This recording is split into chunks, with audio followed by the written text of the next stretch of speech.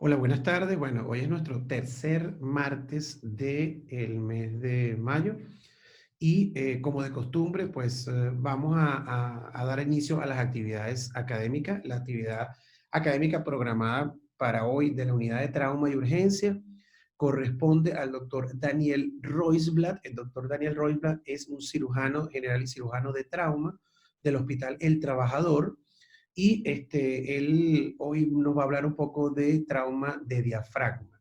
Sin duda alguna, una patología o una entidad en trauma que más allá del reto en cuanto al tratamiento, pues lo más importante es la sospecha clínica y el diagnóstico. Y Daniel, pues lo voy a dejar en la voz de Daniel para conversar un poco y al final haremos las preguntas respectivas. ¿Ok? Así que sin más preámbulo, Daniel Roisblatt. Buenas tardes, soy el doctor Daniel Roisblatt, cirujano de trauma del Hospital del Trabajador, y hoy vamos a hablar de lesiones diafragmáticas. Desde ya agradezco al doctor Otolino y todo su equipo por la invitación. Entonces vamos a partir con un caso clínico, un paciente de 26 años, hombre, que llega a nuestra urgencia traído por ambulancia luego de sufrir una herida penetrante por arma blanca en el quinto espacio intercostal izquierdo. Llega con oxígeno, había sido visto inicialmente en el SAPU, donde se le indicó analgesia, antibioprofilaxis, un toxoide tetánico y se suturó la herida, lo que obviamente es cuestionable. Llegó a nuestro hospital con una frecuencia cardíaca de 76, normotenso, taquipneico, saturando 99% con 5 litros de oxígeno y con un murmullo pulmonar disminuido al lado izquierdo, que era lo que destacaba al examen físico. El paciente llegó hablando, tranquilo, colaborador, y lo que más molestaba obviamente era la taquipnea, perdón. Esa es la herida ya suturada, ¿no es cierto?, en más o menos quinto espacio intercostal izquierdo. Entonces, a modo de introducción, tenemos que saber que el diafragma es una estructura tóraco-abdominal, entendiendo como tal la región comprendida entre el cuarto espacio intercostal y el reborde costal. Una publicación de la American College of Surgeons, que es una de las más completas al respecto, muestra que de 833.300 pacientes analizados el año 2012 con trauma, solo un 0.46% presentó lesiones diafragmáticas. De estos, el 67% fue por trauma penetrante, un 33% por trauma cerrado. Cuando hablamos de trauma penetrante, principalmente en este trabajo encontraron que era por arma de fuego, en cerca de un 67%, y cuando era por trauma cerrado, también sobre un 60% por accidente automovilístico. Las lesiones por trauma cerrado presentaron mayor severidad y mortalidad al comparar con trauma penetrante. Esta casuística va a depender obviamente del país, ciudad, incluso centro en el cual nos encontremos, y puede cambiar, ¿no es cierto?, si en mi población tengo más trauma cerrado, más trauma penetrante, arma de fuego, arma blanca, etc.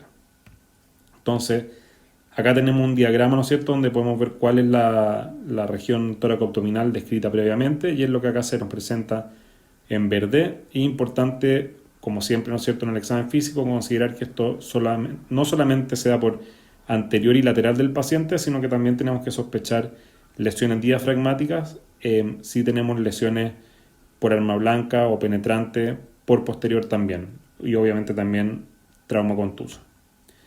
La incidencia real de estas lesiones es desconocida, ¿no es cierto?, debido a un alto manejo no quirúrgico de lesiones abdominales, así como la baja sensibilidad de métodos imagenológicos actuales para detección de estas lesiones, ¿no es cierto? La radiografía no sirve mucho, la ecografía no sirve mucho, el escáner también muchas veces no sirve mucho, y resonancia en urgencia por lo general no se hace.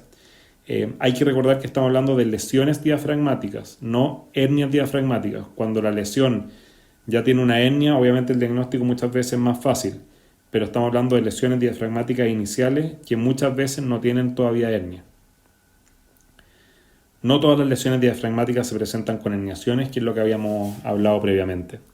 El reconocimiento tardío de estas lesiones resulta en hernias diafragmáticas con una morbimortalidad aumentada, y por eso la detección precoz es importante. O sea, lo que estamos tratando de hacer acá es diagnosticar a aquellos pacientes que tienen una lesión diafragmática con el propósito de repararla precozmente y evitar futuras herniaciones. Murray et al., por ejemplo, publica una mortalidad de hasta 11% en el grupo de pacientes que se presentan con hernias diafragmáticas en emergencia, con otros grupos que incluso hablan de un 35% de morbilidad en este grupo. Cuando tenemos hernia diafragmática, obviamente la mayoría son del lado izquierdo, con una mortalidad de 11 a 21%, siendo mayor la mortalidad en trauma penetrante con 27%, a derecho y 15% izquierda, siempre según las lesiones asociadas que tengamos. Entonces, cuando yo decido operar a este paciente, ¿ya? Cuando yo decido realizar un diagnóstico, ¿cuál es el mejor método diagnóstico en estos casos? Y después, ¿no es cierto?, ¿cuál es nuestra mejor opción terapéutica? Operarlo, no operarlo, por dónde lo voy a abordar, cuándo lo voy a hacer en agudo y qué voy a hacer en diferido. Entonces, una de las guías importantes en esta materia es la guía del año 2018 de IST, que es una de las asociaciones de trauma más grandes de Estados Unidos, y vamos a ir viendo algunas de las recomendaciones de esta guía. Un paréntesis, ¿no es cierto?, con respecto a la imagen, acá podemos ver un escáner, ¿no es cierto?, que muestra una lesión diafragmática en el lado izquierdo, ya con una pequeña herniación. Acá podemos ver otro paciente que también tiene una lesión diafragmática con una pequeña herniación y un poco de ocupación pleural del mismo lado. Y la radiografía, como dije, yo la verdad es que no sirve mucho para ver lesiones propiamente tal. Sí, a veces podemos ver N, ¿no es cierto? Pero lo que sí me puede hacer a mí es orientarme en el trayecto de la herida para yo imaginarme si podría o no haber lesionado el diafragma. Y para eso lo que yo hago algunas veces es que pongo un clip o algún elemento metálico sobre la herida. Obviamente no lo pongo en contacto con la herida, pero pongo, ¿no es cierto?, una gasa o un apósito sobre la herida y sobre esa gasa o apósito pongo el clip. Y así cuando llego al paciente a rayo veo dónde está el clip y me imagino más o menos si la lesión podría o no haber lesionado el diafragma. Ya en esta radiografía, si uno ve el clip ahí, dice claro, podría tener una lesión del diafragma y aparte vemos la ocupación pleural. En el paciente estable con trauma penetrante, las opciones diagnósticas son la tomografía computada versus la laparoscopía o la toracoscopía diagnóstica. Estamos hablando de pacientes estables sin signo de irritación peritoneal, por lo tanto hacer una laparotomía en estos pacientes no tiene ningún sentido y obviamente si ya lo vamos a operar tiene que ser algo mínimamente invasivo. Es importante considerar que la laparoscopía tiene menos de 3% de complicación y una mortalidad menor al 0.1% relacionada con la intervención.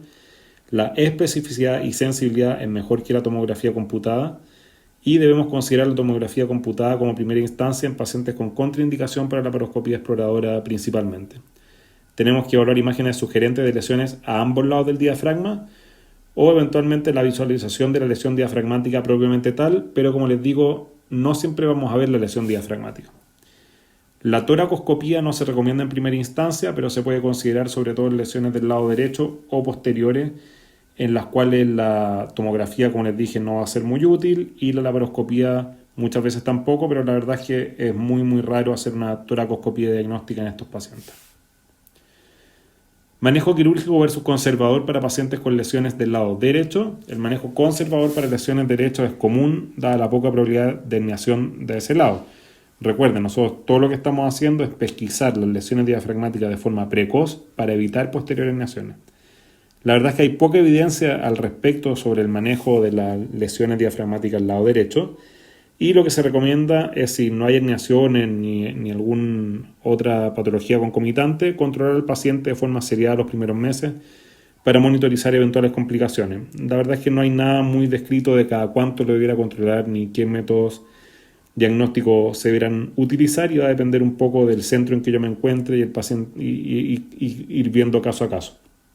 Les vuelvo a insistir, estos son pacientes estables. Si el paciente está inestable con signos de irritación peritoneal y yo lo entro a operar porque tiene, no sé, una lesión del mesenterio intestinal y me encuentro con una lesión diafragmática al lado derecho, obviamente voy a aprovechar de repararlo. ¿Cuál es la mejor vía de abordaje en el paciente estable? Las vías para abordar una lesión diafragmática pueden ser torácica o abdominal.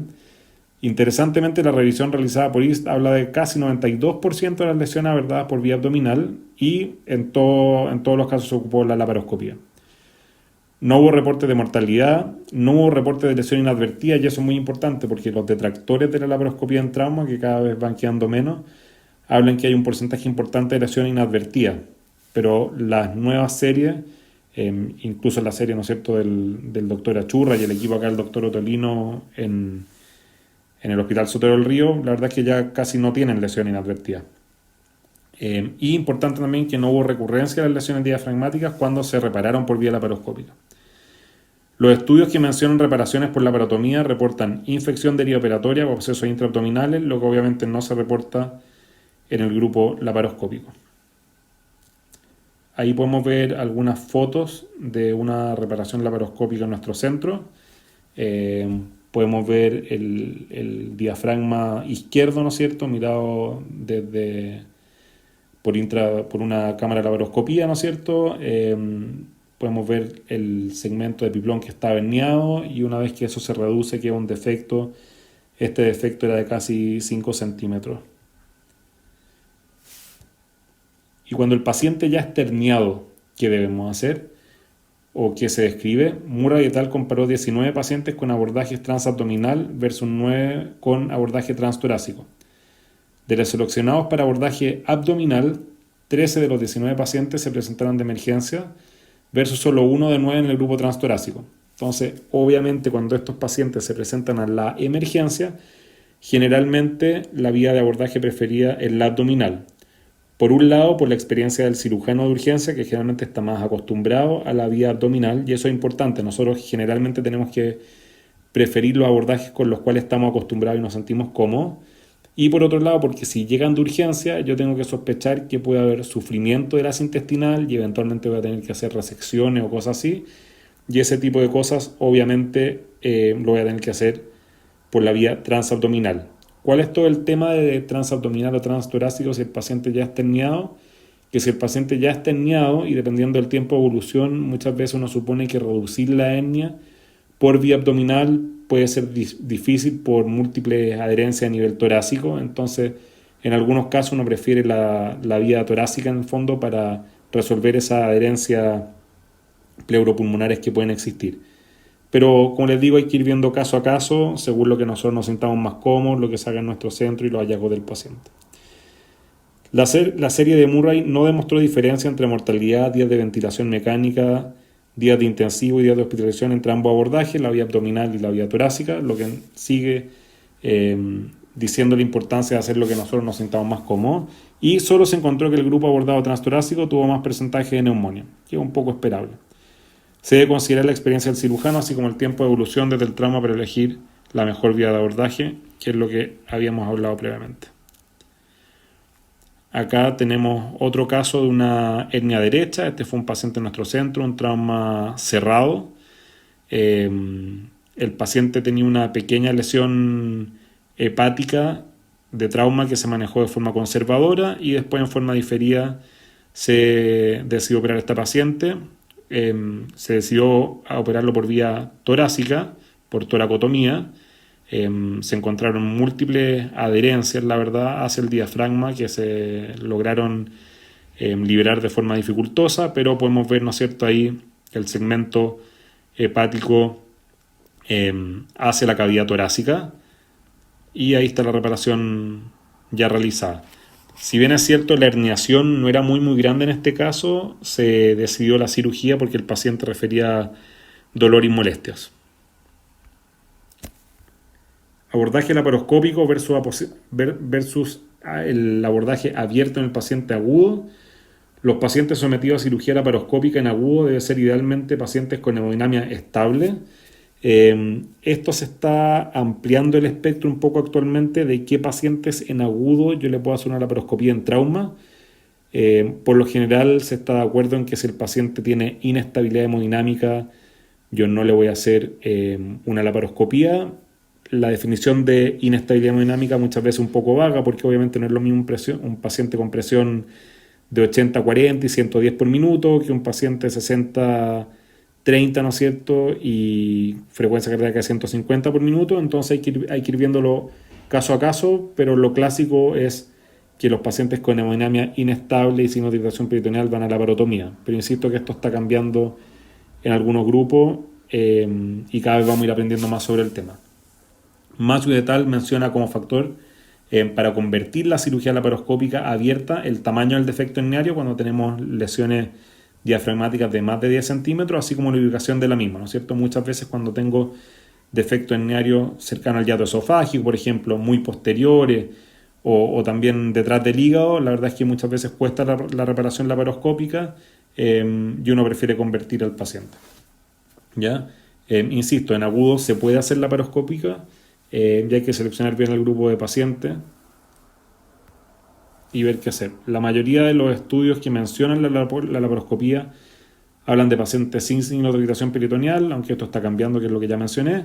Y importante que la laparoscopía muestra menor estadio hospitalaria en cirugía laparoscópica, sin diferencia estadística en mortalidad ni en lesiones desapercibidas al comparar la laparoscopía con la laparotomía, lo que es muy importante. Y como les dije previamente, esto ya está rompiendo paradigmas, ¿no es cierto?, que la laparoscopía tiene mayor porcentaje de lesiones desapercibidas, y en grupos de expertos esto muestra que claramente no es así. La temporalidad de la cirugía en agudo es importante en el fondo, porque en el fondo tenemos un paciente que nos llega a la urgencia, que yo sospecho que tiene una lesión diafragmática, que el paciente está estable sin signo de irritación peritoneal. Entonces, ¿cuándo lo voy a llevar a pabellón? Lo voy a llevar a pabellón de inmediato, en la primera hora, en las primeras 2 horas, o al día siguiente, o en una semana.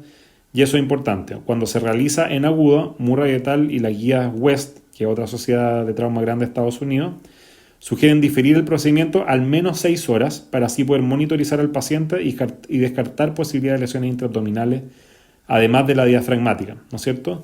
Y esto es interesante, la verdad es que ahí dicen diferir el procedimiento al menos 6 horas, pero muchos estudios recomiendan 12, 18 o incluso 24 horas. Y lo que se logra con esto es monitorizar al paciente y ver si presenta signos de irritación peritoneal o algún otro signo de complicación intraabdominal. ¿Por qué? Porque si yo monitorizo al paciente por 24 horas, yo veo que el paciente está estable, sin signo de irritación peritoneal y nada más, voy derechamente a hacer una laparoscopía diagnóstica y una reparación de la hernia sin necesariamente tener que hacer una laparoscopía diagnóstica arreglada de trauma. Si yo no espero ese tiempo de 6, 18, 24 horas, según sea la definición de cada centro, yo estoy obligado no solamente a hacer una laparoscopía diagnóstica para descartar una lesión diafragmática, sino a hacer una laparoscopía diagnóstica arreglada en trauma, lo que me va a tomar más tiempo y es más difícil, obviamente. Entonces, la verdad que estos pacientes en agudo no tienen urgencia, se pueden observar por 24 horas y si a las 24 horas están estables, voy a hacer una laparoscopía diagnóstica solamente para ver si tiene la lesión diafragmática y la posterior reparación. Este es otro caso, también una hernia diafragmática del lado izquierdo. En este caso no había herniación propiamente tal, muchas veces, ¿no es cierto?, uno hace el neumo y si hay un poco de epiplón herniado se reduce solo. Podemos ver un poco del vaso y la posterior reparación. Generalmente nosotros contamos con suturas barbadas y reabsorbibles para este tipo de reparaciones, lo que es bastante cómodo porque no hay que anudar nada y nos ha ido bastante bien con este tipo de suturas, pero si no cuentan con sutura barbada y reabsorbible se puede hacer con otro material de sutura que tengan en el centro donde ustedes se desempeñan. La guía West son bastante importantes. Estos son las guías West para evaluar el manejo de lesiones abdominales por arma blanca. No vamos a ver toda la guía, pero sí es importante que mencionan, ¿no es cierto?,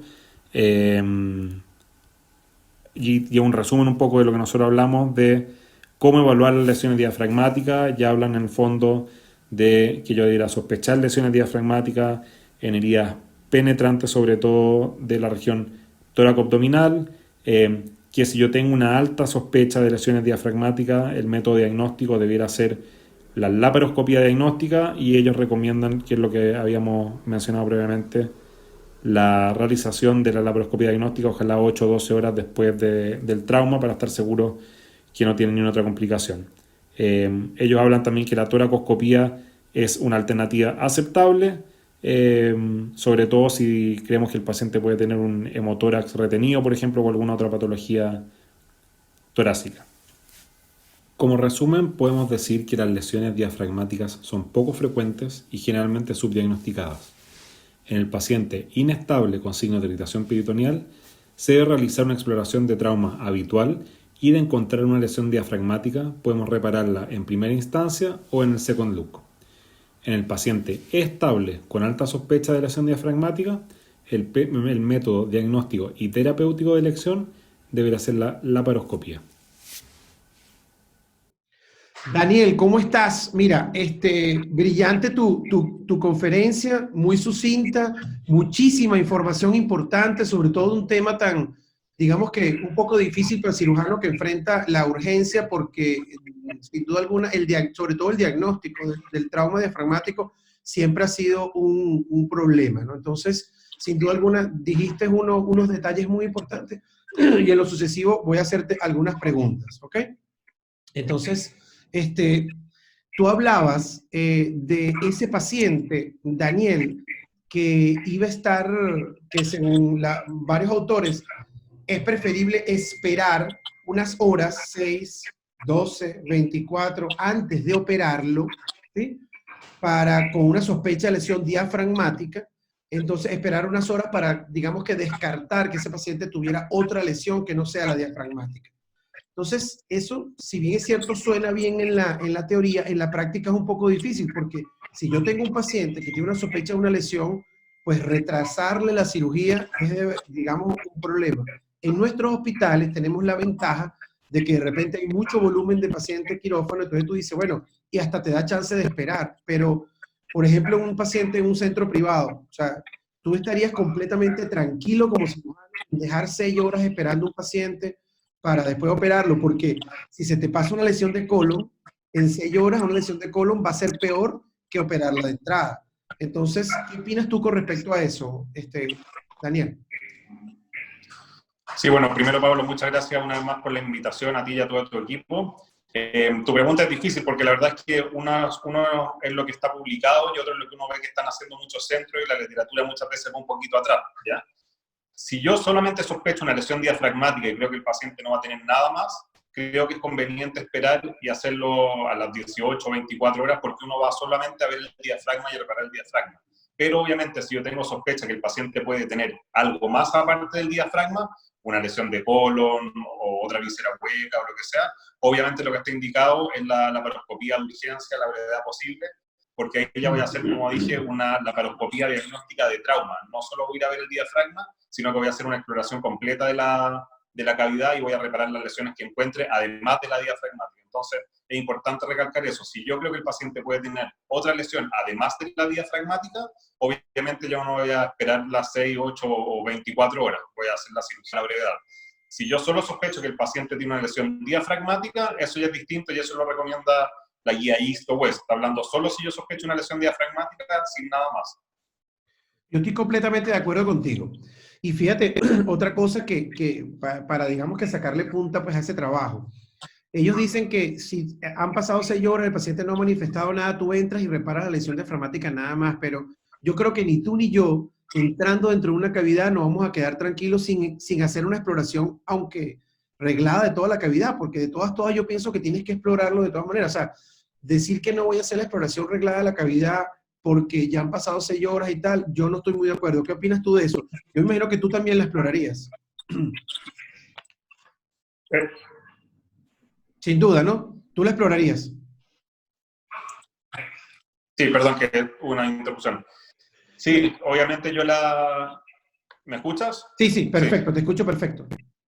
Sí, por eso, obviamente yo la exploraría. Por eso, en el fondo, si yo sospecho que hay otra lesión además de la diafragmática, obviamente el paciente no espera ni siquiera 20 minutos y lo opero a la brevedad, hago una exploración laparoscópica y veo lo que tiene y lo reparo todo.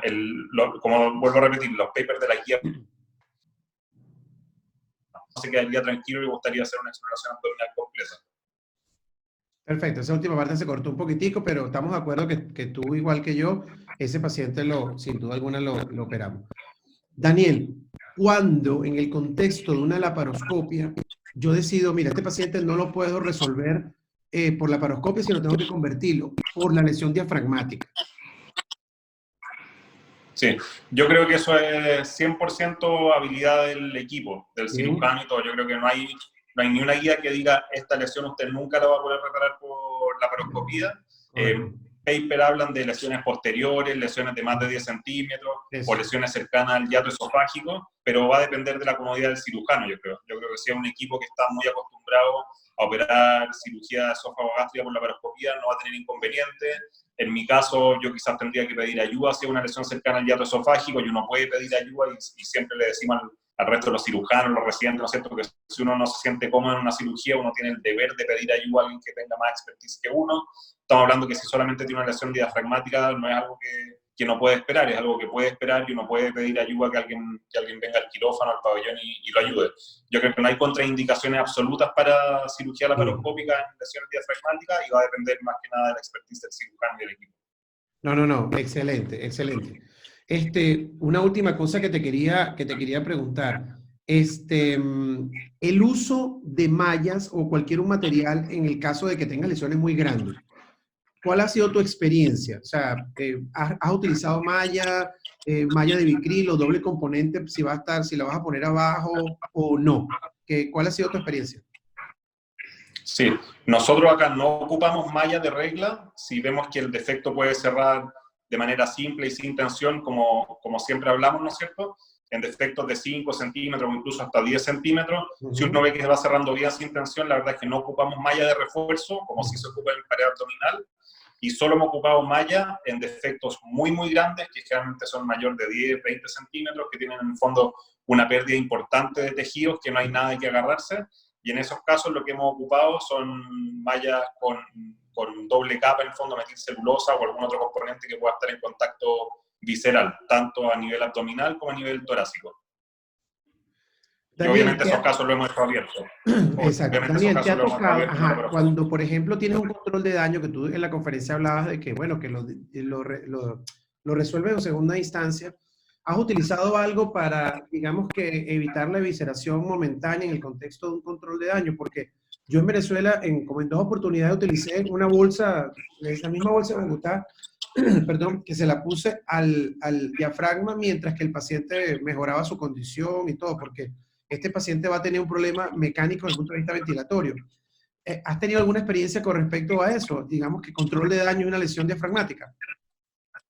Sí, no, la verdad que no. Las lesiones diafragmáticas que hemos encontrado en concomitancia a otras lesiones, la verdad que la hemos podido reparar en la primera cirugía de control de daño, porque no nos ha quitado tanto tiempo. Ahora, claro, si son lesiones muy extensas y el paciente está muy grave, efectivamente yo creo que uno puede hacer soluciones como la que tú dices de la bolsa de Bogotá, y dejar la reparación diafragmática para el secondux, si es que el paciente así lo merita, pero entendiendo muy importante lo que dices tú, que si yo no tengo nada separando la cavidad abdominal de la torácica, el paciente va a estar en la UCI y va a estar constantemente con problemas, sobre todo si está ventilado con presión positiva. O sea, va a ser importante reparar ese diafragma a la brevedad, en el fondo. Yo creo que tú fuiste muy claro en que, digamos que uno de los problemas del diafragma es el diagnóstico. Porque obviamente cuando tú ya tienes la lesión y probablemente la mayoría de las personas sabe cómo manejar este tipo de pacientes, pero el problema es el diagnóstico. Y a veces, aunque la tomografía ha venido, tú sabes, ganando un poquitico, hemos aprendido un poco más de la tomografía, pues sigue siendo la laparoscopia, sin duda alguna, la opción. Ahora, cuando hablamos de laparoscopia y toracoscopia, ¿cuándo tú sugerirías una u otra? Sí, bueno, un poco uno de los artículos que yo mencioné ahí, yo creo que no hay diferencia en cuanto a morbilidad, mortalidad o resultados. Yo creo que es un tema de cómo el cirujano se siente cómodo por su abordaje, por un lado, y por otro lado, cuánto llevamos del trauma, porque si efectivamente el trauma es agudo, yo recomendaría la laparoscopía, porque lo que quiero hacer además es descartar otro tipo de lesiones intraabdominales. Aunque lo opera a las 18 o 24 horas como recomienda el paper, en lo que dices tú, en el fondo yo no voy a aguantar de ver que el colon esté bien, que el intestino delgado esté bien, entonces operarlo por toracoscopía inicialmente, la verdad es que no creo que tenga mucho sentido, salvo que tenga un hemotórax o algo que tenga que drenar también, pero así todos sabemos que inicialmente la mayoría de esos hemotórax van a ser bien drenados con un tubo pleural y no necesita hacerse una videotoracoscopía ni nada. Entonces yo creo que el abordaje inicial siempre debería ser por vía abdominal, laparoscópico o por laparotomía si el equipo no tiene experiencia o por algún motivo no puede hacer la laparoscopía. Y personalmente solo reservamos las toracoscopía o toracotomía para pacientes muy diferidos que se presentan con lesiones diafragmáticas, ya con hernias diafragmáticas de meses, o a veces han llegado hasta con años de evolución en el fondo. súper de acuerdo contigo. Y una cosa que dijiste que es muy importante para que quede por lo menos para nuestros residentes y becados, que todas las lesiones del lado izquierdo sin duda alguna tienen que ser operadas. Las lesiones del lado derecho, cuando tú haces diagnóstico por imagen, alto índice de sospecha, pudiera, pero tú muy bien lo dijiste y me pareció bien. Si ya yo estoy adentro en pabellón, dentro de la cavidad pues, de ese paciente, y yo veo una lesión diafragmática, tengo que repararla. Eso tiene que quedar súper claro. O sea, no es que, porque es del lado derecho, se vaya a malinterpretar. Porque es del lado derecho, la voy a dejar así. No. Y más si tienes una lesión hepática, porque la complicación, no sé si has tenido, complicaciones a veces son esas fístulas que te hacen que si tuvo una lesión hepática, entonces te comienza a gastar bilis por el ¿cómo se llama? Por todo lograr. Tubo de tórax. Entonces, eso es un poco problemático. La última pregunta, Daniel. Si yo estoy operando por la laparoscopia, que lo hemos hecho, pero vamos a ver qué piensas tú. La exploración transdiafragmática, que metes la óptica a través del orificio y ves cómo está el tórax, ¿tú la haces de rutina? ¿Estás de acuerdo? ¿Sí? ¿No? No, la verdad que no la hago de rutina y no sé, no tengo mucha experiencia, pero no creo que uno pueda evaluar bien el tórax metiéndose por el laparoscopio, por la cavidad abdominal. Creo que a uno le puede dar una idea de algunas cosas, pero no sé cuál es tu experiencia. Lo que sí hacemos de rutina cuando reparamos el diafragma, por la laparoscopía sobre todo, siempre dejamos un drenaje abdominal y un tubo de pleurostomía. Porque en el fondo, como uno está operando con presión positiva, generalmente hacen un poquito de neumotórax. Hay ciertas maneras de drenar ese neumotórax antes de quitar el neumo y todo, y hay centros que no dejan tubo de pleurostomía, pero la verdad es que yo la mayoría de las veces dejo un tubo de pleurostomía, y si el paciente está bien, le tomo una radiografía de control y se lo retiro al día siguiente o 2 días después. Yo creo que nadie, Daniel, te va a criticar que tú dejes un tubo de pleurostomía en la lesión diafragmática. Absolutamente nadie. Pero si alguien que no tenga mucha experiencia en esto, si no lo dejas, de repente te va a decir, epa, ¿y por qué no lo dejaste? Y si se complica el paciente, pues tremendo. Bueno, Daniel, no sé si tienes algún comentario final para los becados y alguna recomendación con respecto a esto. No, yo creo que la recomendación es que las lesiones diafragmáticas existen, son más frecuentes de lo que nosotros pensamos, y cuando no se diagnostican de forma precoz, como dije, vamos a ver a los pacientes que se presentan con hernias diafragmáticas, que es una cirugía mucho más compleja que la cirugía inicial que podríamos hacer. Hay que perderle el susto de alguna manera a la laparoscopía diagnóstica en trauma. Si alguien se siente cómodo, puede reparar las cosas por vía laparoscópica, si no, uno puede diagnosticar y convertir al paciente. Si no se siente cómodo, creo que no hay que tener miedo en convertir los pacientes si creo que por vía laparoscópica no me está resultando, pero creo que tenemos que cada vez más hacer laparoscopía diagnóstica, porque vamos a diagnosticar pequeños problemas que si no se diagnostican al principio, después son grandes problemas. Así mismo es, así mismísimo es. Bueno, Daniel, agradecerte tu tiempo, tu disposición. Sé que estás ahí a punto de entrar a quirófano.